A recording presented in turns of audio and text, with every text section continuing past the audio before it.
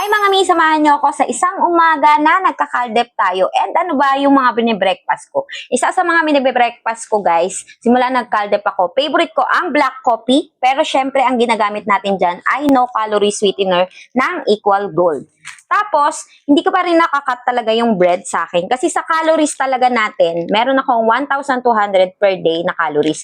And sabi nila kapag nagda-diet, nadideprive ka sa mga pagkain na gusto mo. Pero sa Caldep mga mi, basta pasok siya sa calorie intake mo, pwedeng-pwede yan. Kaya tingnan nyo yan, white bread yung breakfast natin. And papakita ko sa inyo kung paano natin siya tinitimbang. Sa Caldep mga mi, need mo talaga ng timbangan, food scale. Kaya naman yung ganito mga mi, ilalagay ko dito sa yellow basket natin kung saan nabili natin yan. Napakamura lang yan, wala pang 100 plus pesos. I-on mo lang siya. Tapos syempre kailangan mo ng plate.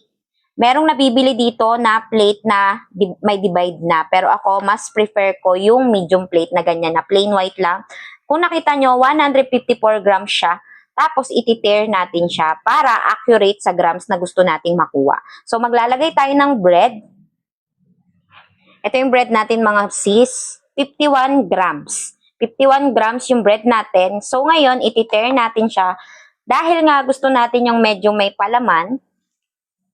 Ito yung cheese spread sa dali. Kung alam nyo yan, isi-squeeze. Para makuha natin yung accurate na palaman natin, tiner natin yung ating food scale.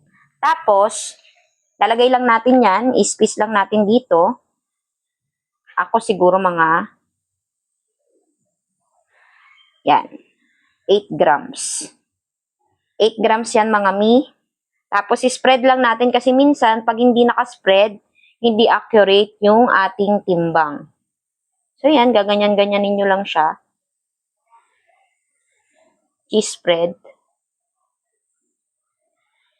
Diba? Favorite ko talaga ang bread, mga mi. Kung papipiliin mo ako pagkakain, kanin ba o tinapay, it's a bread for me. Kaya hindi ko siya talaga matanggal. Basta, pasok siya sa calorie intake natin. So, ayan, 8 grams yan, mga mi.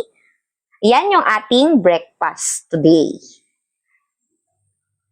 So, ayan mga sis, ito yung ating breakfast. Meron tayong white bread na 51 grams. Ang calories niya, mga mi, is 135. Tapos, 8 grams ng cheese spread. Ang calories nito ay 25 calories. So, ilan na yon? 135 plus 25 is 160. Plus yung black coffee natin, mga mi, is 5 calories. 165 na siya. Tapos yung Equal Gold na ating sweetener ay 0 calories. So, ang total ng breakfast natin is 165 calories. O, di ba? Makakain mo pa rin yung gusto mo kapag nagkakaldep ka. Kaya naman, see you tomorrow para sa ating lunch or dinner videos. Basta pag sinipag tayo. So, yun lang. God bless!